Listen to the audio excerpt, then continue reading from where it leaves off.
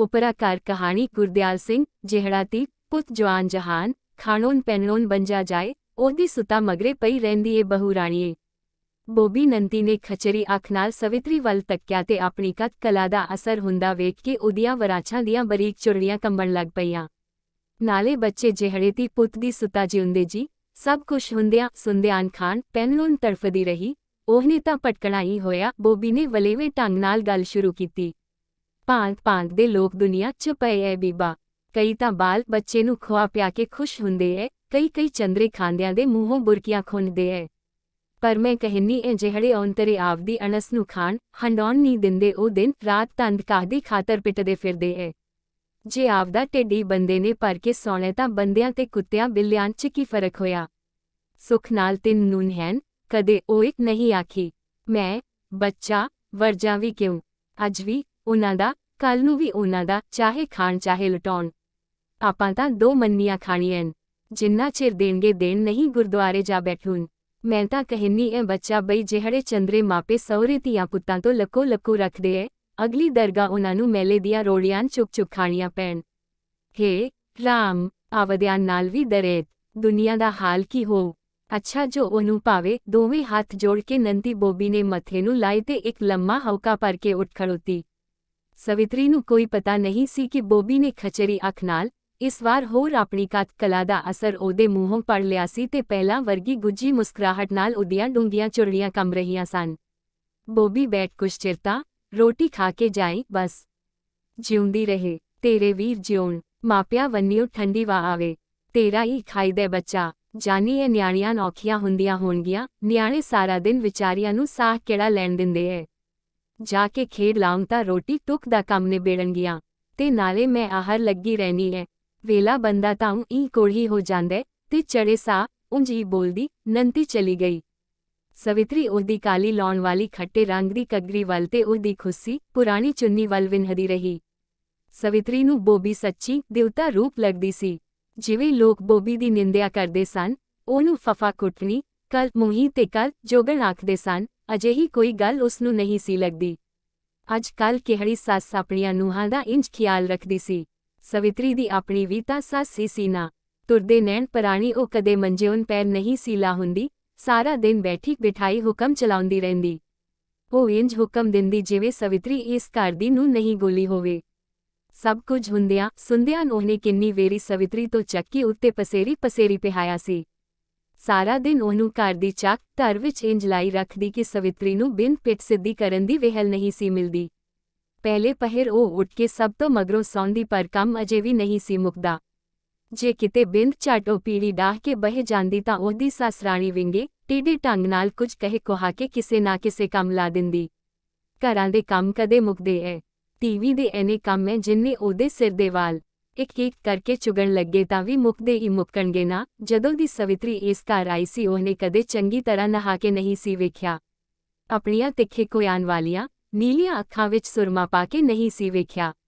ਲੰਮੇ ਕੂਲੇ ਵਾਲ ਰੀਝ ਨਾਲ ਵਾਹ ਕੇ ਨਹੀਂ ਸਨ ਵੇਖੇ। ਕੋਈ ਵਾਹੇ ਵੀ ਕੀ ਦੀ ਖਾਤਰ। ਕਦੇ ਸਵਿਤਰੀ ਸੋਚਦੀ ਉਹ ਵੀ ਤਾਂ ਇਹਨਾਂ ਮਾਪਿਆਂ ਦਾ ਪੁੱਤ ਹੈ ਇਸੇ ਘਰ ਦਾ ਜੰਮਪਲ। ਤੇ ਇਹ ਘਰ ਖਬਰੇ ਕਿਹੋ ਜਿਹਾ ਸੀ ਜਿੱਥੇ ਕੰਮ ਤੋਂ ਬਿਨਾਂ ਕੋਈ ਗੱਲ ਕਿਸੇ ਨੂੰ ਅਹੁਰਦੀ ਹੀ ਨਹੀਂ ਸੀ। ਸਾਰੇ ਨਿਰੀਆਂ ਕੰਮ ਦੀਆਂ ਗੱਲਾਂ ਹੀ ਕਰਦੇ। ਸਵਿਤਰੀ ਨੂੰ ਇਹ ਵੀ ਸਮਝ ਅੱਜ ਤਾਈਂ ਨਹੀਂ ਸੀ ਪਈ ਕਿ ਇਹ ਘਰ ਸੀ ਕਿ ਹੱਟੀ ਜਿੱਥੇ ਅੱਧੀ ਰਾਤ ਤਾਈਂ ਉਹਦਾ ਸਹੁਰਾ ਤੇ ਉਹਦਾ ਪਤੀ ਮੂਲ ਚੰਦ ਉਹਨੂੰ ਇੰਨਾ ਇੱਕ ਮੂਲ ਵਿਆਜ ਸ਼ਬਦ ਵਰਗਾ ਲੱਗਦਾ। ਹੱਟੀ ਦੀ ਬੋਲੀ ਦਾ ਇੱਕ ਸ਼ਬਦ ਦੀਵਾ ਬਾਲ ਕੇ ਵਹੀਆਂ ਦੇ ਕਸਮੈਲੇ ਵਰਕਿਆਂ ਉੱਤੇ ਅੱਖਰ ਲਿਖਦੇ ਰਹਿੰਦੇ। ਉਹ ਮੈਲੀਆਂ ਤਪੜੀਆਂ ਉੱਤੇ ਚੁੱਪਚਾਪ ਵਹੀਆਂ ਦੇ ਢੇਰ ਵਿਚਕਾਰ ਬੈਠੇ ਇੰਜ ਲੱਗਦੇ ਜਿਵੇਂ ਧਰਮਰਾਜ ਦੇ ਖੱਬੇ ਪਾਸੇ ਜਿੱਧਰ ਕਹਿੰਦੇ ਸਨ ਨਰਕਾਂ ਦਾ ਬੂਹਾ ਹੈ ਲੇਖਾ ਕਰਨ ਵਾਲੇ ਜੰਮ ਬੈਠੇ ਹੋਣ। ਕਈ ਵਾਰ ਇੰਜ ਕੌਡੇ ਹੋ ਕਿ ਕੀੜੀਆਂ ਵਰਗੇ ਅੱਖਰਾਂ ਨਾਲ ਅੱਖਾਂ ਜੋੜੀ ਬੈਠੇ ਦੋਵੇਂ ਪਿਓ ਪੁੱਤਾਂ ਦੀਆਂ ਸ਼ਕਲਾਂ ਉਹਨੂੰ ਬੜੀਆਂ ਡਰਾਉਣੀਆਂ ਲੱਗਦੀਆਂ ਤੇ ਸੱਚੀ ਉਹ ਡਰ ਜਾਂਦੀ। ਇੰਜ ਰਾਤਾਂ ਨੂੰ ਉਹਨੂੰ ਬੜੇ ਡਰਾਉਣੇ ਸੁਪਨੇ ਵੀ ਆਏ ਸਨ। ਘਰ ਵੀ ਇਹੋ ਜਿਹੇ ਹੁੰਦੇ ਐ ਸਵਿਤਰੀ ਸੋਚਦੀ। ਉਹਨਾਂ ਦਾ ਉਹਦੇ ਮਾਪਿਆਂ ਦਾ ਵੀ ਤਾਂ ਘਰ ਸੀ। ਖੁੱਲਾ ਵਿਹੜਾ ਪਿੱਛੇ ਦੋ ਖੁੱਲੇ ਕੋਠੇ ਜਿਨ੍ਹਾਂ ਵਿੱਚ ਕੱਪੜੇ ਲੀੜੇ ਸੰਦੂਕ ਟਰੰਕ ਤੇ ਭਾਂਡੇ ਪਏ ਹੁੰਦੇ ਸਨ। ਪਰ ਇੱਥੇ ਚਹੁੰ ਮੰਜੀਆਂ ਦਾ ਵਿਹੜਾ ਤੇ ਪਿਛਲੇ ਪਾਸੇ ਚਾਰ ਵਹੀਣਾ ਵਰਗੇ ਪੀੜੇ ਬੂਹਿਆਂ ਵਾਲੀਆਂ ਕਚੋਰ ਕੋਠੜੀਆਂ ਸਨ ਜਿਹੜੀਆਂ ਬੋਰੀਆਂ ਪੀਪਿਆਂ ਖਾਲੀ ਡੱਬਿਆਂ ਤੇ ਚਾਹ ਵਾਲੀਆਂ ਪੇਟੀਆਂ ਨਾਲ ਤੁੜੀਆਂ ਹੋਈਆਂ ਸਨ। ਛੱਤਾਂ ਵਿੱਚ ਚਾਮ ਚੜਿੱਕਾਂ ਦੀਆਂ ਤੇ ਹੇਠਾਂ ਚੂਹਿਆਂ ਦੀਆਂ ਖੁੱਡਾਂ ਸਨ। ਕੋਠੜੀਆਂ ਦੇ ਚਾਰੇ ਬੂਹੇ ਖੁੱਲੇ ਹੁੰਦੇ ਤਾਂ ਸਵਿਤਰੀ ਨੂੰ ਹੱਟੀ ਦੇ ਥੜ੍ਹੇ ਉੱਤੇ ਬੈਠੇ ਬੰਦੇ ਉਹਨਾਂ ਇੱਲਾਂ ਕਾਵਾਂ ਵਰਗੇ ਦਿਸਦੇ ਜਿਹੜੇ ਉਹ ਨਿੱਕੀ ਹੁੰਦੀ ਪਿੱਤਲ ਦੀ ਫੋਕਣੀ ਵਿੱਚੋਂ ਇੱਕ ਅੱਖ ਨਾਲ ਗਲੀ ਦੇ ਸਿਰੇ ਉੱਤੇ ਸ਼ਾਹਾਂ ਦੀ ਤੇ ਮੰਜ਼ਲੀ ਹਵੇਲੀ ਦੀਆਂ ਮੰਮਟੀਆਂ ਉੱਤੇ ਬੈਠੇ ਵੇਖਦੀ ਹੁੰਦੀ।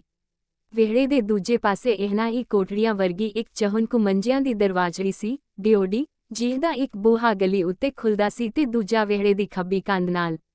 ਵਿਹੜੇ ਵਿੱਚ ਫਿਰਦਿਆਂ ਉਹਨੂੰ ਗਲੀ ਵਿੱਚ ਆਉਂਦਾ ਜਾਂਦਾ ਕੋਈ ਬੰਦਾ ਨਹੀਂ ਸੀ ਦਿਸ ਸਕਦਾ। ਦਰਵਾਜ਼ੜੀ ਵਿੱਚ ਸਾਰਾ ਦਿਨ ਉਹਦੀ ਸੱਸ ਮੰਜਾ ਡਾਹ ਕੇ ਪਈ ਰਹਿੰਦੀ, ਜਿਵੇਂ ਉਹਦੀ ਰਾਖੀ ਬਹਿੰਦੀ ਹੋਵੇ।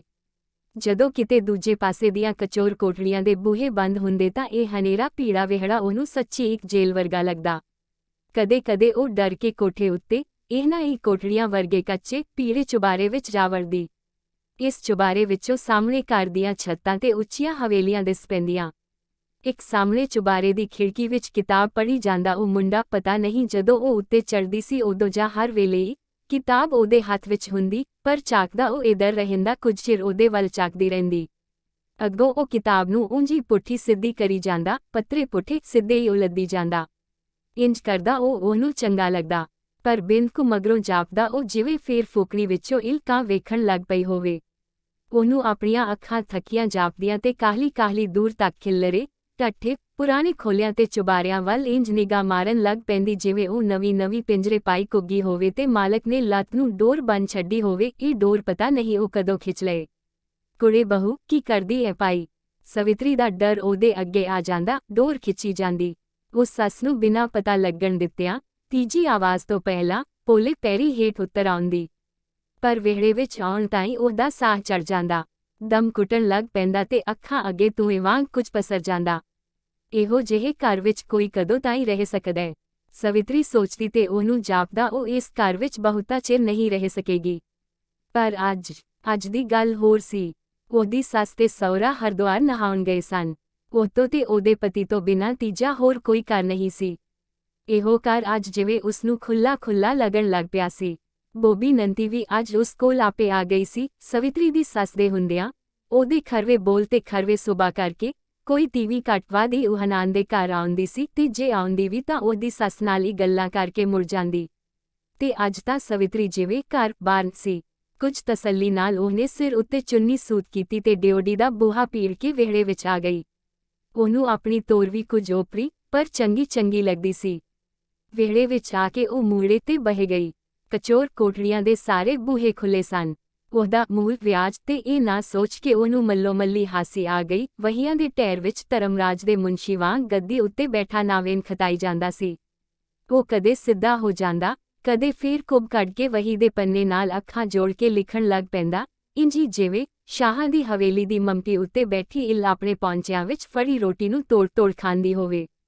ਸਵਿਤਰੀ ਗੋਡਿਆਂ ਉੱਤੇ ਠੋਡੀ ਰੱਖੀ ਕਿੰਨਾ ਚਿਰ ਬੈਠੀ ਉਹਦੇ ਵੱਲ ਵਿੰਹਦੀ ਰਹੀ, ਤੇ ਉਹਨੂੰ ਨਹੀਂ ਪਤਾ ਕਿ ਉਹਦੇ ਹੋਠਾਂ ਉੱਤੇ ਉਹਨਾਂ ਚਿਰ ਮੁਸਕਰਾਹਟ ਖਿੱਲਰੀ ਰਹੀ ਜਿਸ ਨੂੰ ਵੇਖ ਕੇ ਉਹਦੀ ਚਾਚੀ ਆਖਦੀ ਹੁੰਦੀ, ਨੀ ਇਉਂ ਨਾ ਮੂੰਹ ਕਰਿਆ ਕਰ ਪੱਜੜਾਨ ਪਿੱਟੀਏ, ਨਜ਼ਰ ਲੱਗ ਜਾਂਦੀ ਹੁੰਦੀ ਐ। ਬੈਠਿਆਂ ਸਵਿਤਰੀ ਨੇ ਉਂਗਲ ਨਾਲ ਆਪਣੀਆਂ ਦੋਵੇਂ ਗੱਲਾਂ ਟੋਹ ਕੇ ਵੇਖੀਆਂ। ਨਿੱਕੇ ਟੋਏ ਪਏ ਹੋਏ ਸਨ। ਦੋਵਾਂ ਹੱਥਾਂ ਦੀਆਂ ਚੀਚੀਆਂ ਉਹਨੇ ਡੂੰਘਾਂ ਵਿੱਚ ਪਾ ਲਈਆਂ ਤੇ ਮੱਲੋ-ਮੱਲੀ ਹੱਸਦਿਆਂ ਉੱਠ ਕੇ ਵਿਹੜੇ ਨਾਲ ਲੱਗਵੀਂ ਪਹਿਲੀ ਕੋਠੜੀ ਅੰਦਰ ਚਲੀ ਗਈ। ਚੀਚੀਆਂ ਉਹਨੇ ਉਂਝ ਦੀ ਉਂਝ ਦੱਬੀ ਰੱਖੀਆਂ ਸਨ ਜਿਵੇਂ ਉਹਨਾਂ ਦੇ ਚੁੱਕਿਆਂ ਇਹ ਡੂੰਘ ਕਾਸੇ ਨਾਲ ਭਰ ਜਾਣਗੇ। ਥਿੰਦੀ ਚੁਗਾਟ ਵਾਲੇ ਕਸਮੈਲੇ ਸ਼ੀਸ਼ੇ ਅੱਗੇ ਖੜੋ ਕੇ ਡਰਦਿਆਂ ਉਹਨੇ ਚੀਚੀਆਂ ਪਰੇ ਹਟਾਈਆਂ, ਪਰ ਡੂੰਘ ਅਜੇ ਉਵੇਂ ਪਏ ਹੋਏ ਸਨ। ਉਹ ਖਿੜਖਿੜਾ ਕੇ ਹੱਸ ਪਈ, ਨਹੀਂ ਮੇਰੀਏ ਬੱਗੀਏ ਕਬੂਤਰੀਏ, ਇੰਨੀਆਂ ਖਿੱਲਾਂ ਨਾਲ ਡੋਹਲਿਆ ਕਰ, ਅਗਲੀ ਦਰਗਾਹ ਅੱਖਾਂ ਨਾਲ ਚੁਗਣੀਆਂ ਪੈਣਗੀਆਂ। ਸਵਿਤਰੀ ਨੂੰ ਆਪਣੀ ਚਾਚੀ ਦੀ ਉਹ ਆਵਾਜ਼ ਪਰ ਤੱਕ ਸੁਣੀ ਜਿਹੜੀ ਉਹਨੇ ਆਪਣੇ ਪੇਕੇ ਘਰ ਇੰਜ ਹੱਸਦਿਆਂ ਕਿੰਨੇ ਵਾਰੀ ਸੁਣੀ ਸੀ। ਨਾਲ ਹੀ ਚਾਚੀ ਦੀ ਗਲਵਕੜੀ ਦੇ ਨਿੱਘ ਨਾਲ ਉਹ ਨਿਡਾਲ ਜਿਹੀ ਹੋ ਗਈ। ਬਿੰਦ ਕੁ ਮਗਰੋਂ ਇੰਜ ਜਾਪਿਆ ਜਿਵੇਂ ਉਹਦੇ ਸਹੁਰੇ ਨੇ ਉਹਨੂੰ ਇੰਜ ਹੱਸਦਿਆਂ ਵੇਖ ਲਿਆ ਸੀ। ਸਿਰੋਂ ਲੱਥੀ ਚੁੰਨੀ ਸੂਤ ਕੀਤੀ ਤੇ ਪਿਛਾਂ ਹੋ ਕੇ ਕਚੋਰ ਕੋਠੜੀਆਂ ਦੇ ਬੂਹਿਆਂ ਵਿੱਚੋਂ ਦੀ ਤੱਕਿਆ। ਅਜੇ ਮੂਲ ਚੰਦ ਉਂਝੀ ਬੈਠਾ ਬਹੀਆਨ ਖਤਾਈ ਜਾਂਦਾ ਸੀ, ਪਰ ਸਵਿਤਰੀ ਦਾ ਚਿੱਤ ਜਿਵੇਂ ਟਿਕਾਣੇ ਨਾ ਰਿਹਾ ਹੋਵੇ। ਬੇਹਿਸ ਜਿਹੀ ਹੋ ਕੇ ਮੰਜੀ ਉੱਤੇ ਲੰਮੀ ਪੈ ਗਈ ਤੇ ਸਿਰ ਮੂੰਹ ਚੁੰਨੀ ਨਾਲ ਵਲੇਟ ਲਿਆ। ਉਹਦੇ ਸਿਰ ਨੂੰ ਕੂਕੀ ਚੜ੍ਹਨ ਲੱਗ ਪਈ ਸੀ। ਮੰਜੀ ਉੱਤੇ ਮੂੰਹ ਉਤਾਣੇ ਪਈ ਉਹ ਛੱਤ ਦੀਆਂ ਸਿਰਕਿਆਂ ਵੱਲ ਝਾਕਣ ਲੱਗ ਪਈ। ਬਰੀਕ ਚੁੰਨੀ ਵਿੱਚੋਂ ਚਾਮਚੜਿੱਕਾਂ ਦੀਆਂ ਖੁੱਡਾਂ ਵਿੱਚੋਂ ਕਿਰਦੀ ਮਿੱਟੀ ਆਪਣੀਆਂ ਅੱਖਾਂ ਵਿੱਚ ਪੈਂਦੀ ਜਾਪੀ। ਸਰੋਂ ਦੇ ਤੇਲ ਦੇ ਦੀਵਿਆਂ ਨਾਲ ਥਿੰਦੇ ਆਲਿਆਂ ਦੇ ਗਲ ਕੋਟੂ ਮੁਸ਼ਕ ਨਾਲ ਉਹਦਾ ਸਾਹ ਔਖਾ ਆਉਣ ਲੱਗ ਪਿਆ ਤੇ ਉਹਦਾ ਜੀ ਕੀਤਾ ਉਹ ਬਾਹਰ ਨੱਸ ਜਾਏ। ਪਰ ਦੁਨੀਆ ਵਿੱਚ ਹੋਰ ਬਾਣੀਆਂ ਦੇ ਸਭ ਘਰ ਉਜੜ ਗਏ ਸੀ। ਤੂੰ ਉਹ ਘਰ ਤਾਂ ਜਾ ਕੇ ਇੱਕ ਵਾਰ ਅੱਖੀ ਦੇਖ ਆਉਂਦੀ ਨਾ ਮੇਰੀ ਰਾਣੀ ਧੀ। ਮਾਂ ਨੇ ਉਹਦੇ ਮੱਥੇ ਉੱਤੇ ਹੱਥ ਫੇਰਦਿਆਂ ਆਖਿਆ, ਮਾਪੇ ਕੋਈ ਧੀਆਂ ਦੇ ਵੈਰੀ ਤਾਂ ਨਹੀਂ ਹੁੰਦੇ। ਤੇਰੇ ਜ਼ੋਰਾਵਰ ਸੰਜੋਗਾਂ ਮੂਰੇ ਕਿਸੇ ਦਾ ਕਾਹਦਾ ਜ਼ੋਰ ਸੀ। ਅਸੀਂ ਤਾਂ ਮਰਨ ਵਾਲੀ ਦੇ ਮਰਨ ਤੋਂ 2 ਵਰੇ ਪਹਿਲਾਂ ਦੇ ਭੱਜੇ ਫਿਰਦੇ ਸੀ ਤੇਰੀ ਖਾਤਰ। ਤੈਨੂੰ ਕੀ ਪਤਾ ਤੇਰੇ ਪਿਓ ਨੇ ਤੇਰੀ ਖਾਤਰ ਕਿਹੜਾ ਦਿੱਲੀ ਦੱਖਣ ਗਾਹਿਆ ਧੀਏ। ਪਰ ਕਰਮ ਬਲੀ ਕੀ ਦੀ ਪੇਸ਼ ਜਾਣ ਦਿੰਦੇ ਐ। ਆਖੇ ਮੈਂ ਆਪਦੀ ਇਸ ਧੀ ਨੂੰ ਕੋਈ ਚੰਦ ਵਰਗਾ ਮੁੰਡਾ ਪਾਲ ਕੇ ਦਿਉਂ ਜਿਹਨੂੰ ਦੁਨੀਆ 2 ਕੜੀ ਖੜੋ ਵੇਖੇ। ਪਰ ਬਿਦ ਮਾਤਾ ਦੀ ਲਿਖੀ ਕੌਣ ਟਾਲੇ। ਨਾ ਉਹ ਮਰਦੀ ਨਾ ਤੈਨੂੰ ਤੇ ਸਵਿਤਰੀ ਦੀ ਮਾਂ ਤੋਂ ਅੱਗੋਂ ਬੋਲਿਆ ਨਹੀਂ ਸੀ ਗਿਆ। ਜਦੋਂ ਸਵਿਤਰੀ ਇਹਨਾਂ ਧੀਆਂ ਨੂੰ ਆਪਣੇ ਪੇਕੀ ਗਈ ਸੀ ਉਦੋਂ ਉਹਨੇ ਆਪਣੀ ਮਾਂ ਅੱਗੇ ਇਹ ਰੋਣੇ ਰੋਏ ਸਨ ਪਰ ਬੇਵਸਮਾ ਕਰਦੀ ਵੀ ਕੀ। ਜਦੋਂ ਉਹਨੇ ਸਵਿਤਰੀ ਨੂੰ ਤੋਰਿਆ ਸੀ ਉਦੋਂ ਹੀ ਉਹ ਮਣ ਰੋਈ ਸੀ ਤੇ ਉਸ ਪਿੱਛੋਂ ਅੱਜ ਤਾਈਂ ਉਹ ਆਪਣੀ ਇਸ ਧੀ ਦੇ ਦੁੱਖ ਨਾਲ ਹੀ ਅੱਧੀ ਰਹਿ ਗਈ ਸੀ। ਭਾਵੇਂ ਸਵਿਤਰੀ ਦੇ ਪਿਓ ਤੋਂ ਡਰਦੀ ਉਹ ਕਦੀ ਉਬਾਸਰਦੀ ਨਹੀਂ ਸੀ ਪਰ ਫੇਰ ਵੀ ਜਦੋਂ ਕਿਤੇ ਉਹਦਾ ਮਨ ਉਛਲਦਾ ਉਹ ਖਹਿਬਲ ਪੈਂਦੀ। ਜਾਏ ਨੂੰ ਖਾਂਦੇ ਇਹ ਨੱਕ ਨਮੂਜ ਮੇਰੀ ਸਿਉਨੇ ਵਰਗੀ ਧੀ ਤੂੰ ਖੂਹ ਵਿੱਚ ਸਿੱਟੀ। ਅਗਲੀ ਤਾਂ ਵਿਚਾਰੀ ਵੱਜੋ ਵੱਤੀ ਸੀ ਉਹਨੂੰ ਤਾਂ ਕੋਈ ਚੱਲਦਾ ਨਹੀਂ ਸੀ ਇਹਨੂੰ ਖੂਹ ਵਿੱਚ ਧੱਕਾ ਕਿਉਂ ਦਿੱਤਾ। ਧੰਨਾ ਮਲ ਆਪ ਇੰਜ ਮਹਿਸੂਸ ਕਰਦਾ ਸੀ ਜਿਵੇਂ ਉਹ ਕੋਈ ਵੱਡਾ ਪਾਪ ਕਰ ਬੈਠਾ ਹੋਵੇ। ਪਰ ਉਹਦੀ ਬੇਵੱਸੀ ਅੱਖੋਂ ਓਹਲੇ ਕਰਕੇ ਇਹੋ ਜਿਹੀਆਂ ਸਲਾਵਤਾਨ ਸੁਣਾਉਂਦੀ ਸਵਿਤਰੀ ਦੀ ਮਾਂ ਉਹ ਤੋਂ ਜਰੀ ਨਹੀਂ ਸੀ ਜਾਂਦੀ। ਹਿਰਖ ਵਿੱਚ ਆਇਆ ਉਹ ਵੀ ਅੱਗੋਂ ਤੱਤਾ ਹੋ ਪੈਂਦਾ। ਤੇਰੇ ਤਗੜੇ ਮਹਾਜਨਾਂ ਦੇ ਮਗਰ ਮੱਛਾਂ ਜਿੱਡੇ ਚਿੱਡੇ ਮੂੰਹ ਐ। ਜਿਹਦਾ ਕੋਈ ਨਲੀਮਾਰ ਜਿਹਾ 4 ਅੱਖਰ ਪੜ ਜਾਂਦੇ ਉਹ 20-30,000 ਨਕਦ ਮੰਗ ਲੈਂਦੇ। ਨੂਣ ਤੇਲ ਚੋਂ ਦਮੜੀ ਬਚਾ ਕੇ ਮੈਂ ਕਿਹੜੇ ਕੰਜਰ ਦੀਆਂ ਪੇਟੀਆਂ ਭਰੀ ਜਾਵਾਂ। ਅਜੇ ਉਹ ਜਿਹੜੀਆਂ 3 ਛੋਟੀਆਂ ਨੂੰ ਆਏ ਦਿਨ ਨਵਾਂ ਵਾਰ ਆਉਂਦੇ ਉਹਨਾਂ ਨੂੰ ਵੀ ਤੋਰਨੈਨ ਕੇ ਨਹੀਂ। ਸਾਰਾ ਚੁੱਗਾ ਜੇ ਇੱਕੋ ਤੇ ਲੁੱਟਾ ਬਹਿੰਦਾ ਤਾਂ ਉਹਨਾਂ ਨੂੰ 10 ਕਿਹੜੇ ਖੂਹ 'ਚ ਸਿੱਟਦਾਨ। ਨਾਲੇ ਜੇ ਘਰ ਆਇਆਂ ਨੂੰ ਜਵਾਬ ਦੇ ਦਿੰਦੇ ਸਾਰੇ ਸਰੀਕੇ ਕਬੀਲੇ ਨੇ ਮੂੰਹ ਵਿੱਚ ਉਂਗਲਾਂ ਦੇਣੀਆਂ ਸੀ।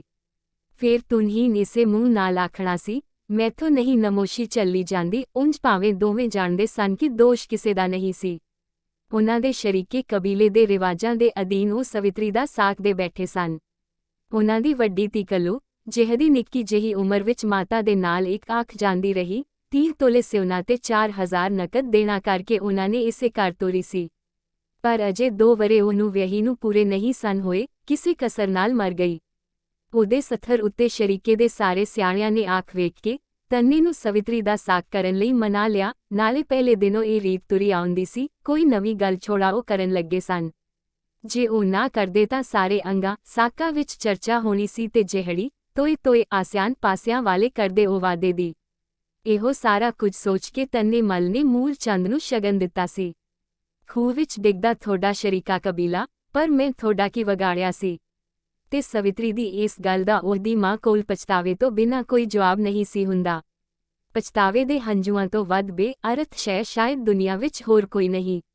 ਸਵਿਤਰੀ ਸੋਚਦੀ ਤੇ ਅੱਖਾਂ ਪੂੰਝ ਕੇ ਉੱਠ ਖਲੋਂਦੀ। ਅੱਜ ਤਾਂ ਉਹ ਆਪਣੀ ਮਾਂ ਤੋਂ ਬਿਨਾਂ ਕਿਸੇ ਦੇ ਸਾਹਮਣੇ ਆਪਣੇ ਦੁੱਖ ਫੋਲ ਕੇ ਰੋਈ ਵੀ ਨਹੀਂ ਸੀ।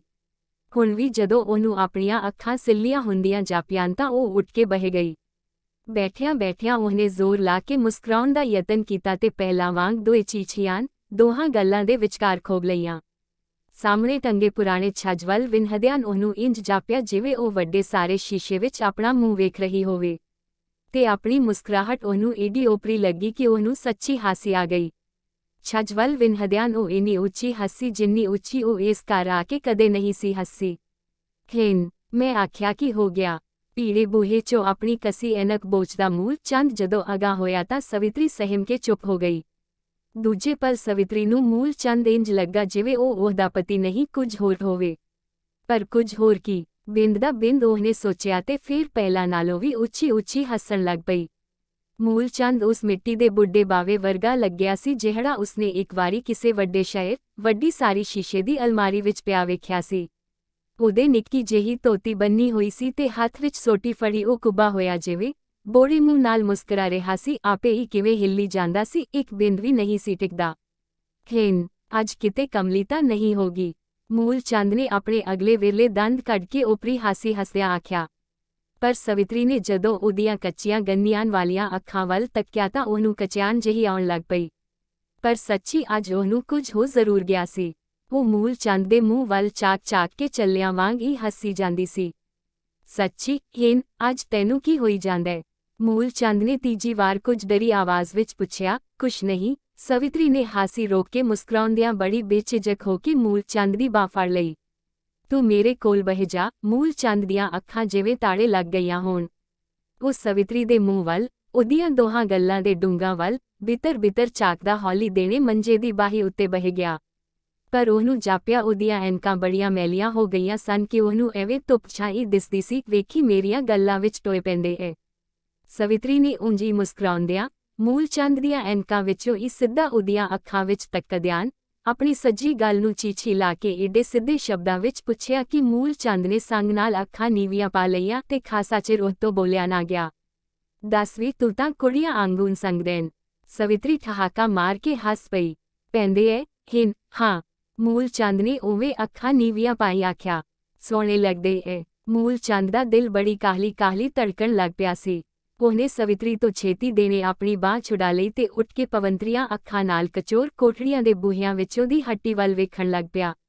ਤੇ ਫੇਰ ਕੁੜੀਆਂ ਵਾਂਗ ਸੰਗਦਿਆਂ ਇੱਕ ਚੋਰ ਨਜ਼ਰ ਸਵਿਤਰੀ ਵੱਲ ਚੁੱਕਿਆ ਤੇ ਨੀਵੀਂ ਪਾ ਕੇ ਬੋਲਿਆ, ਹੱਟੀ ਸੁਣਨੀ ਏ, ਕੋਈ ਆ ਜਾਂਦਾ ਕੋਈ ਨਹੀਂ ਆਉਂਦਾ, ਤੂੰ ਬਿੰਦ ਬਹਿ ਤਾਂ ਜਾ। ਸਵਿਤਰੀ ਨੇ ਫੇਰ ਉਹਦੀ ਬਾਂਹ ਫੜ ਕੇ ਖਿੱਚ ਲਈ। ਠਹਿਰ ਹਿਨ। ਅੱਜ ਤੈਨੂੰ ਹੋਇਆ ਕੀ ਏ? ਕਮਲੀ ਨਾ ਸਿਆਣੀ। ਗੁੱਜੇ ਹਿਰਖ ਵਾਲੀ ਮੁਸਕਰਾਹਟ ਉਹਨੇ ਆਪਣੇ ਅਧਖੜ ਚਿਹਰੇ ਉੱਤੇ ਲਿਆ ਕੇ ਆਪਣੀ ਬਾਂਹ ਛੁਡਾਉਂਦਿਆਂ ਆਖਿਆ, ਮੈਂ ਡਿਓਢੀ ਦਾ ਬਾਰ ਵੇਖ ਆਵਾਂ। ਆਪਣਾ ਅੱਧ ਗੰਜਾ ਸਿਰ ਖੁਰਕਦਿਆਂ ਉਹ ਕਾਹਲੀ ਗਲੀ ਵਾਲੇ ਪਾਸੇ ਦਰਵਾਜ਼ੜੀ ਵੱਲ ਚਲਾ ਗਿਆ। ਜਦੋਂ ਬੂਹਾ ਅੜਾ ਕੇ ਵਾਪਸ ਮੁੜਿਆ ਤਾਂ ਉਹਦਾ ਚਿਹਰਾ ਡਰ ਅਤੇ ਗੁੱਸੇ ਨਾਲ ਅਜਿਹਾ ਘਿਨਾਉਣਾ ਹੋ ਗਿਆ ਲੱਗਦਾ ਸੀ ਕਿ ਸਵਿਤਰੀ ਦਾ ਉਹਨੂੰ ਵੇਖਣ ਨੂੰ ਜੀ ਨਾ ਕੀਤਾ। ਕਮਲੀ ਨਾ ਸਿਆਣੀ। ਉਹਦੇ ਕੋਲ ਆ ਕੇ ਮੂਲ ਚੰਦ ਨੇ ਆਖਿਆ, ਅਜੇ ਘਰ ਸਾਂਭਣਾ ਪਿਆ ਸੀ, ਅੱਜ ਸਾਰੇ ਬਾਹਰ ਚੌੜ ਚਪਟ ਕਰ ਛੱਡੇ ਏ। ਜੇ ਭਲਾ ਕੋਈ ਬੰਦਾ ਅੰਦਰ ਵੜ ਕੇ ਬਹਿ ਜੇ ਫੇਰ। ਸਵਿਤਰੀ ਦੀਆਂ ਗੱਲਾਂ ਦੇ ਡੂੰਘ ਪੁੱਛੇ ਗਏ। ਉਹਦੀਆਂ ਤਿੱਖੇ ਕੋਇਆਨ ਵਾਲੀਆਂ ਮੋਟੀਆਂ ਕਾਲੀਆਂ ਅੱਖਾਂ ਦੇ ਦੋਏ ਪਾਸੀ ਰਤਾ ਲਾਲੀ ਆ ਗਈ। ਬਿੰਦ ਦਾ ਬਿੰਦ ਮੂਲ ਚੰਦ ਦੇ ਕਰੇੜੇ ਖਾਦੇ ਦੰਦਾਂ ਵੱਲ ਉਹ ਵਿੰਹਦੀ ਰਹੀ ਤੇ ਫੇਰ ਬੜੀ ਓਪਰੀ ਤਰ੍ਹਾਂ ਮੁਸਕਰਾਉਂਦਿਆਂ, ਜਿਸ ਨਾਲ ਉਹਦੀਆਂ ਗੱਲਾਂ ਵਿੱਚ ਉਹ ਡੂੰਘ ਨਹੀਂ ਸਨ ਪਏ, ਬੋਲੀ, ਬੰਦਾ ਇੱਥੋਂ ਜੁਆ ਲੈ ਕੇ ਜਾਊ। ਮੂਲ ਚੰਦ ਨੂੰ ਜਾਪਿਆ ਜਿਵੇਂ ਸਵਿਤਰੀ ਨੇ ਉਹਦੇ ਸਾਹਮਣੇ ਬੋਲ ਕੇ ਬੜੀ ਗੁਸਤਾਖੀ ਕੀਤੀ ਸੀ। ਗੁੱਸੇ ਨਾਲ ਉਹਦੀਆਂ ਕੱਚੀਆਂ ਅੱਖਾਂ ਦੀਆਂ ਗੰਨੀਆਂ ਸਖਤ ਹੋ ਗਈਆਂ। ਕੀ ਆਖਿਆ? ਉਹਨੇ ਰੋਹਬ ਭਰੇ ਲਹਿਜੇ ਵਿੱਚ ਆਖਿਆ। ਪਰ ਸਵਿਤਰੀ ਦਾ ਚਿਹਰਾ ਉਸ ਓਪਰੀ ਮੁਸਕਰਾਹਟ ਨਾਲ ਬੇਸਿਆਣ ਹੋ ਗਿਆ ਲੱਗਦਾ ਸੀ। ਤੂੰ ਅੱਜ ਭੰਗ ਪੀਤੀ ਏ। ਮੂਲ ਚੰਦ ਹੋਰ ਉੱਚੀ ਬੋਲਿਆ। ਇਸ ਘਰ 'ਚ ਤਾਂ ਚੂਹੇ ਕੁਚਲਿਆਂ ਨੂੰ ਤਰਸਦੇ ਏ, ਮੈਨੂੰ ਭੰਗ ਕਿੱਥੇ? ਹਿਨ। ਇਹ ਘਰ ਲੱਖਪਤੀਆਂ ਦਾ, ਤੇਰੇ ਪੇਕਿਆਂ ਆਂਗੂਨ ਤੇਲੇ ਦਾ ਤੇਲ ਵੇਚਣ ਵਾਲਿਆਂ ਦਾ ਨਹੀਂ। ਹਾਂ। ਥੋੜੇ ਲੱਖਾਂ ਨੂੰ ਨਾਲੇ ਲੱਖਾਂ ਦੇ ਪਤੀਆਂ ਨੂੰ ਕਿਸੇ ਨੇ ਥੈਲੀ ਤੇ ਰੱਖ ਕੇ ਚੱਟਣੇਨ। ਤੇਰੀ ਜ਼ਬਾਨ ਨੂੰ ਅੱਜ ਕੀ ਹੋਇਆ? ਮੇਰੀ ਜ਼ਬਾਨ ਨੂੰ ਤਾਂ ਕੁਛ ਨਹੀਂ ਹੋਇਆ, ਚੰਗੀ ਭਲੀ ਏ। ਸਵਿਤਰੀ ਅਜੇ ਵੀ ਉਵੇਂ ਮੁਸਕਰਾਉਂਦੀ ਦਿਸ ਰਹੀ ਸੀ। ਥੋੜਾ ਕੁੜਮਾ ਕਬੀਲਾ ਹੀ ਸਾਰਾ ਕੰਜਰਾਂ ਦਾ, ਇਵੇਂ ਉਹ ਬਸ ਗੁੱਸੇ ਵਿੱਚ ਮੂਲ ਚੰਦ ਤੋਂ ਉੱਥੇ ਖੜੋਤਾ ਨਾ ਗਿਆ। ਉਹ ਸਵਿਤਰੀ ਦੀ ਹੋਰ ਕੋਈ ਗੱਲ ਸੁਣੇ ਬਿਨਾਂ ਕਚੋਰ ਕੋਠੜੀਆਂ ਦੇ ਨੀਵੇਂ ਬੂਹਿਆਂ ਵਿੱਚੋਂ ਦੀ ਕੋਡਾ ਹੋ ਕੇ ਹੱਟੀ ਅੰਦਰ ਜਾ ਵੜਿਆ ਤੇ ਹੱਟੀ ਵੜਨ ਲੱਗਿਆ ਉਹਨੇ ਅਖੀਰਲੀ ਕਚੋਰ ਕੋਠੜੀ ਦਾ ਬੂਹਾ ਵੀ ਅੜਾ ਲਿਆ। ਸਵਿਤਰੀ ਨੇ ਉਹਨੂੰ ਇੰਜ ਜਾਂਦਿਆਂ ਵੇਖ ਕੇ ਇੱਕ ਹੋਰ ਠਹਾਕਾ ਮਾਰਿਆ ਤੇ ਫੇਰ ਚੁੰਨੀ ਨਾਲ ਮੂੰਹ ਸਿਰ ਵਲੇਟ ਕੇ ਪੈ ਗਈ। ਆਥਣ ਤਾਈਂ ਨਾ ਮੂਲ ਚੰਦ ਘਰ ਆਇਆ, ਨਾ ਉਹ ਮੰਜਿਓਂ ਉੱਠੀ। ਉਹਦੇ ਸਿਰ ਨੂੰ ਨੀਂਦ ਵਰਗੀ ਕੂਕੀ ਚੜ੍ਹਨ ਲੱਗ ਪਈ ਸੀ। ਨਿਡਾਲ ਹੋਈ ਉਹ ਅੱਧ ਸੁਰਤੀ ਵਿੱਚ ਪਈ ਰਹੀ। ਆਥਣੇ ਜਦੋਂ ਉਹ ਮੰਜਿਓਂ ਉੱਠੀ ਤਾਂ ਉਹਨੂੰ ਇੰਜ ਲੱਗਿਆ ਜਿਵੇਂ ਉਹ ਓਪਰੇ ਘਰ ਫਿਰਦੀ ਹੋਵੇ। ਰੋਟੀ ਦਾ ਵੇਲਾ ਸੀ। ਨਾ ਉਹਨੂੰ ਭਾਂਡਿਆਂ ਵਾਲੀ ਟੋਕਰੀ ਲੱਭਦੀ ਸੀ, ਨਾ ਦਾਲ ਵਾਲਾ ਕੁੱਜਾ। ਚੁੱਲ੍ਹਾ, ਹਾਰਾ, ਮੋੜ੍ਹੇ ਸਭ ਇੰਜ ਲੱਗਦੇ ਸਨ ਜਿਵੇਂ ਉਹਨੇ ਇਹ ਅੱਗੇ ਕਦੇ ਨਹੀਂ ਸਨ ਵੇਖੇ। ਇੰਜੀ ਕਾਨੂੰਨ ਮਾਉਨ ਹੋਈ ਉਹ ਤੁਰੀ ਫਿਰੀ ਤੇ ਪਤਾ ਨਹੀਂ ਕਦੋਂ ਰੋਟੀ ਟੁੱਕ ਦਾ ਕੰਮ ਨਿਬੇੜ ਲਿਆ ਤੇ ਰੋਟੀਆਂ ਵਾਲਾ ਛਾਬਾ ਅੱਗੇ ਰੱਖ ਕੇ ਕੰਧ ਨਾਲ ਟੋ ਲਾ ਕੇ ਚੁੱਪ-ਚੁਪੀਤੀ ਬੈਠੀ ਡਿਓਢੀ ਦੇ ਬੂਹੇ ਵੱਲ ਝਾਕਣ ਲੱਗ ਪਈ। ਬਾਹਰੋਂ ਉਹਨੂੰ ਇੱਕ ਵਾਰ ਇੰਜ ਭੁਲੇਖਾ ਪਿਆ ਜਿਵੇਂ ਡਿਓਢੀ ਦਾ ਬੂਹਾ ਬੋਬੀ ਨੰਤੀ ਨੇ ਖੜਕਾਇਆ ਹੋਵੇ। ਉੱਠਣ ਦੀ ਹਿੰਮਤ ਹੀ ਨਾ ਪਈ। ਲਿਆ ਰੋਟੀ ਪਾ। ਕੁਝ ਰੁੱਖੀ ਆਵਾਜ਼ ਸਵਿਤਰੀ ਨੇ ਸੁਣੀ ਤੇ ਜਦੋਂ ਉਤਾਂਹ ਚਾਕੀ ਤਾਂ ਆਥਣ ਦੇ ਕਸਮੈਲੇ ਚਾਨਣ ਵਿੱਚ ਮੂਲ ਚੰਦ ਦੀ ਸ਼ਕਲ ਉਹਨੂੰ ਓਪਰੀ ਡਰਾਉਣੀ ਜਿਹੀ ਲੱਗੀ। ਸਵਿਤਰੀ ਨੇ ਚੁੱਪ-ਚੁਪੀਤਿਆਂ ਰੋਟੀ ਪਾ ਕੇ ਉਹਦੇ ਅੱਗੇ ਧਰ ਦਿੱਤੀ। ਉਵੇਂ ਚੁੱਪ-ਚੁਪੀਤਿਆਂ ਮੂਲ ਚੰਦ ਨੇ ਖਾ ਲਈ। ਅੱਜ ਵੀ ਹੱਟੀ ਸੌਣਾ। ਰੋਟੀ ਖਾ ਕੇ ਹੱਥ ਧੋਂਦੇ ਮੂਲ ਚੰਦ ਤੋਂ ਸਵਿਤਰੀ ਨੇ ਜਿਵੇਂ ਸੁਤੇ ਹੀ ਪੁੱਛ ਲਿਆ, ਹੁਣ ਹੱਟੀ ਸੁਣਨੀ ਏ? ਮੂਲ ਚੰਦ ਜਿਵੇਂ ਆਇਆ ਸੀ ਉਵੇਂ ਹੱਟੀ ਨੂੰ ਮੁੜ ਗਿਆ। ਸਵਿਤਰੀ ਸਾਰੇ ਭਾਂਡੇ ਥਾਈਂ ਖਿੱਲਰੇ ਛੱਡ ਕੇ ਮੰਜੀ ਉੱਤੇ ਪੈ ਗਈ। ਕੱਤੇ ਦੀ ਮੱਠੀ ਠੰਡ, ਸੰਘਣੀ ਖਿੜੇ ਤਾਰਿਆਂ ਭਰੀ ਰਾਤ ਵਿੱਚ ਉਹ ਮੂੰਹ ਉਤਾਣੇ ਅਲਾਣੀ ਮੰਜੀ ਉੱਤੇ ਇਸ ਕਾਲ ਕੋਠੜੀ ਵਰਗੇ ਵਿਹੜੇ ਵਿੱਚ ਕੱਲ ਮੁਕੱਲੀ ਪਈ ਸੀ। ਉਹਨੂੰ ਸੰਘਣੇ ਨੀਲੇ ਅਸਮਾਨ ਵਿੱਚ ਜੜੇ ਤਾਰੇ ਪੀਲੇ ਵਿਹੜੇ ਦੀਆਂ ਕੰਧਾਂ ਦੇ ਬਨੇਰਿਆਂ ਦੇ ਨਾਲ ਇੰਜ ਲੱਗਦੇ ਸਨ ਜਿਵੇਂ ਕਿਸੇ ਨੇ ਕੱਚ ਭੰਨ ਕੇ ਖਿੰਡਾਇਆ ਹੋਵੇ। ਫੇਰ ਉਹਨੂੰ ਬੋਬੀ ਨੰਤੀ ਦੀਆਂ ਗੱਲਾਂ ਯਾਦ ਆਉਣ ਲੱਗ ਪਈਆਂ। ਜਿਹੜਾ ਧੀ ਪੁੱਤ ਜਵਾਨ ਜਹਾਨ ਖਾਨ ਪੈਨਲੋਨ ਬੰਜਾ ਜਾਏ, ਉਹਦੀ ਸੁਤਾ ਮਗਰੇ ਪਈ ਰਹਿੰਦੀ ਏ ਪੁੱਤ। ਸਵਿਤਰੀ ਨੂੰ ਡਰ ਲੱਗਣ ਲੱਗ ਪਿਆ ਸੀ। ਮਾਤਾ ਨਾਲ ਦਾਗਿਆ ਇੱਕ ਅੱਖੋਂ ਸੱਖਣਾ ਆਪਣੀ ਭੈਣ ਕਲੋ ਦਾ ਚਿਹਰਾ ਉਹਨੂੰ ਦਿਸਿਆ ਤੇ ਢੇਰ ਸਾਰੇ ਤਾਰੇ ਮਾਤਾ ਦੇ ਦਾਗਾਂ ਵਾਂਗ ਦਿਸਣ ਲੱਗੇ। ਅਗਲੀ ਸਵੇਰ ਸਵਿਤਰੀ ਨੂੰ ਪਤਾ ਨਹੀਂ ਕੀ ਹੋ ਗਿਆ, ਉਹ ਗੁੰਮ-ਸੁੰਮ ਹੋ ਕੇ ਪੈ ਗਈ। ਨਾ ਬੋਲਦੀ ਸੀ, ਨਾ ਹਿਲਦੀ ਸੀ, ਨਾ ਕੁਝ ਖਾਂਦੀ ਸੀ, ਨਾ ਪੀਂਦੀ ਸੀ। ਪਥਰਾਈਆਂ ਅੱਖਾਂ ਨਾਲ ਬਿਟ-ਬਿਟ ਛੱਤ ਵੱਲ ਤੱਕੀ ਜਾਂਦੀ ਸੀ। ਫੇਰ 4 ਦਿਨ ਉਹ ਇੰਝ ਹੀ ਪਈ ਰਹੀ। ਉਹਦੀ ਸੱਸ ਤੇ ਸਹੁਰਾ ਹਰਦੁਆਰੋਂ ਮੁੜ ਆਏ ਸਨ। ਸਹੁਰੇ ਨੇ ਉਹਦੀ ਹਾਲਤ ਵੇਖ ਕੇ ਚੇਲੇ ਤੋਂ ਪੁੱਛ ਲਿਆਂਦੀ। ਚੇਲੇ ਨੇ ਦੱਸਿਆ ਉਹਨੂੰ ਉਹਦੀ ਵੱਡੀ ਭੈਣ ਦੀ ਰੁੰਨਣ ਹੋ ਗਈ ਸੀ। ਚੇਲੇ ਨੇ ਉਪਾਅ ਵੀ ਕੀਤਾ, ਪਰ ਸ਼ੈਕ ਦੀ ਪਕੜ ਕੜਵੀ ਸੀ, ਚੇਲੇ ਦੀ ਪੇਸ਼ ਨਾ ਗਈ। 5ਵੇਂ ਦਿਨ ਸਵਿਤਰੀ ਦੀ ਮਾਂ ਆ ਗਈ। ਉਹਨੇ ਹਲੂਣ ਕੇ ਸਵਿਤਰੀ ਨੂੰ ਬੁਲਾਇਆ। ਉਹਨੇ ਮਾਂ ਦੇ ਮੂੰਹ ਨੂੰ ਦੋਹਾਂ ਹੱਥਾਂ ਨਾਲ ਟੋਹਿਆ ਤੇ ਅੱਖਾਂ ਚਮਕਣ ਲੱਗ ਪਈ। ਮਾਂ! ਜਦੋਂ ਉਹਦੇ ਮੂੰਹੋਂ ਆਵਾਜ਼ ਨਿਕਲੀ ਤਾਂ ਮਾਂ ਤਾਹ ਮਾਰ ਕੇ ਉਹਦੇ ਗਲ ਨੂੰ ਚੰਬੜ ਗਈ। ਪਰ ਸਵਿਤਰੀ ਦੀਆਂ ਅੱਖਾਂ ਫੇਰ ਉਂਝ ਦੀਆਂ ਉਂਝ ਖੜੋ ਗਈਆਂ। ਅਚਾਨਕ ਉਹ ਇੰਝ ਬੋਲਣ ਲੱਗ ਪਈ ਜਿਵੇਂ ਕਾਠ ਦੀ ਗੁੱਡੀ ਦਾ ਮੂੰਹ ਹਿਲਦਾ ਹੋਵੇ, ਅੱਖਾਂ ਉਹਦੀਆਂ ਉਵੇਂ ਹਿਲ ਰਹੀਆਂ। ਮੈਂ ਤੇਰੀ ਕਲੋ, ਪਰ ਤੂੰ ਮਾਏ ਮੇਰੀ ਇਸ ਭੈਣ ਨੂੰ ਕਿਉਂ ਕਸਾਈਆਂ ਦੇ ਦਿੱਤਾ? ਮੈਂ ਅੱਗੇ ਇਸ ਕਰੇ ਕਿਹੜਾ ਸੁਰਗ ਭੋਗ ਕੇ ਮਰੀ ਸੀ? ਇਹਨਾਂ ਤੇਰੇ ਵੱਡੇ ਸਹੇੜਾਂ ਨੇ ਨਾ ਮੈਨੂੰ ਜਿਉਂਦੀ ਨੂੰ ਰਜਵੀ ਰੋਟੀ ਦਿੱਤੀ, ਨਾ ਮੰਜੇ 'ਚ ਪਈ ਨੂੰ 2 ਪੈਸਿਆਂ ਦੀ ਦਵਾਈ ਲਿਆ ਕੇ ਦਿੱਤੀ, ਤੇ ਤੂੰ ਮਾਂ ਕੀ ਵੇਖਿਆ ਸੀ?